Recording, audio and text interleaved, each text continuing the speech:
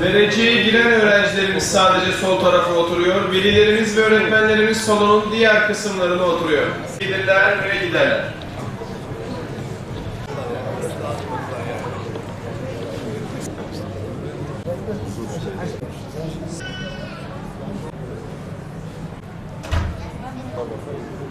Sayın Deniz Edip Beyefendi'nin konuşması, dereceye giren öğrencilerin ödül töreni, ölçme değerlendirme ekibine plaket takdimi, dereceye giren öğrencilerin öğretmenlerine ödül töreni, toplu fotoğraf, kapanış. Bu izleme sınavlarına yaklaşık Siirt geneli 35.000 öğrencimiz katıldı ve şu an burada bulunan öğrencilerimizin hepsi de kendi kademelerinde, kendi okul türlerinde yani yaklaşık 3.000 kişi arasından ilk 3 dereceyi paylaşan öğrencilerdir.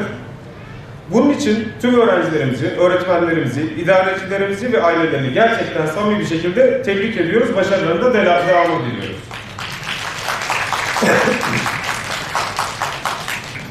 Bizim bu geçen ay yaptığımız izleme sınavlarını yapmamızın temel amacı öğrencilerimizi yarıştırmak değildir. Sayın velilerimiz, sayın misafirlerimiz. Burada gerçekten amacımız sınavlardan çok öncesinde sınavların ilanına çıkarak okullarda bir heyecan katmak istedik. Ki nitekim de bu 24 Aralık'ta yapılacak sınavların öncesinde 2 ay öncesinde ilana çıkarak okullarda böyle tatlı bir telaşa neden oldu. Öğrencilerin ekstra bir motivasyonla uğradığını gördük. Bunlar için öğretmenlerin ekstra hazırlandığını gördük ve bunu sadece belli başlı okullarda görmedik. Bu heyecanı gidip gezdiğimiz müdürümüzün, diğer arkadaşlarımızın hepsi gezdiği bütün okullarda gördük ve bizim de asıl hedefimiz buydu zaten. Ve biz bu sınavları söylediğim gibi yani bu izleme sınavlarını yılda 2 kere yapmayı planladık. Ve okulların önlerine hedefler koymak istedik. Nisan'da veya Mayıs'ta yapacağımız sınavlarla yani girdilerle sonuçlar arasında bir yorum yapmak istiyoruz. Yani okulların kendi içlerinde ne kadar hedefe koştuklarını, hedefe ne kadar ulaştıklarını tespit etmek istiyoruz. Bunun için de ciddi bir çalışma yapıldı. Gerçekten 35.000 öğrenciye sınav yapmak kolay değil. Sene başından itibaren başlamış olduğumuz bir eğitim seferberliğimiz vardı. Her ay öğrencilerimizin 8. ve 12. sınıf öğrencilerimizle denemeler yapıyorduk. Biz ara sınıflara da yapmak istedik. Sağ olsun şube müdürümüz, kendi alanlarında ciddi başarı gösteren branş öğretmenlerimizle bunların toplantısını yaptık. Ve kaliteli güzel bir süreç yaşadılar. 1 aylık bir süreç içerisinde 30.000'in aşkın öğrencinin denemesi yapıldı.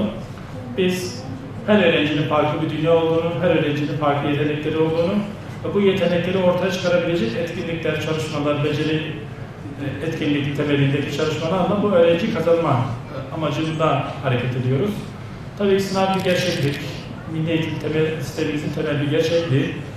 Öğrencilerin 8. ve 12. sınıflarda ciddi sınava giriyorlar. Bunlara bir ön hazırlık olsun diye yaptığımız bir faaliyet. Her öğrenci sınavı kazanacak diye bir kural da yoktur. Bazı öğrencilerimizin farklı yetenekleri vardır, müzik yeteneği vardır, spor yeteneği vardır. Bunları ortaya çıkaracak veya mesleki anlamda yeterliliği vardır. Bunları yönlendirecek çalışmalar yapıyoruz. Bu yüzden ben emeği geçen bütün öğretmen arkadaşlarımıza, şube müdürlerimize ve siz velilerinize ben ayrı ayrı teşekkür ediyorum. Bunlar aynı zamanda sizin de başarınız.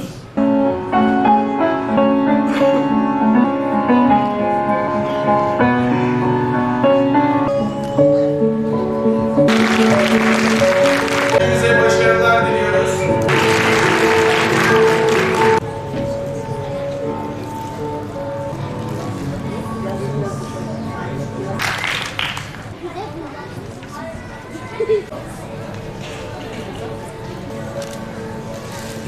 Velileri takdim etmek üzere sınıf rehber öğretmeni Ferhat Demir'i sahneye davet ediyorum. Yine özel